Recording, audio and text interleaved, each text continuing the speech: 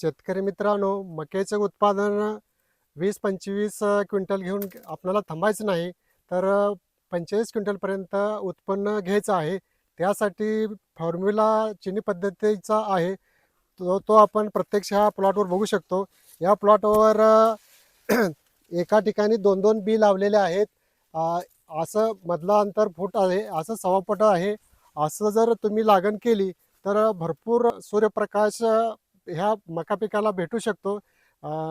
Photosynthesis अधिक झाल्यानं अन्ननिर्मिती अधिक होते. फायदा अधिक उत्पन्नाकडे जातो. त्यामुळं अधिक उत्पन्न घ्यायचं झालं, तर तुम्हाला चिनी पद्धत योग्य आहे.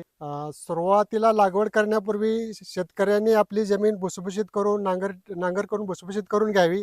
त्यानंतर बेड सोडावेत आणि त्या बेडवर 4 फुटाच्या अंतराच्या बेडवर तुम्ही फूट 6 फुटाच्या अंतराने ते एका ठिकाणी 2-2 बियाचं लागण करू शकता. एका एकराला साधारण 2 ते 2.5 बॅगा लागू शकतात. हे 5 किलोपर्यंत. आणि चिनी पद्धतीने जर लागण केली, तर प्रत्येक ताट हे उंच जातं. अ, प्र प्रत्येक कणीस हे एकसारखं पडतं. प्रत्येक ताटाला 2-2 कणसं पडतात. अ, याच्यामुळे उत्पन्न चांगलं मिळतं.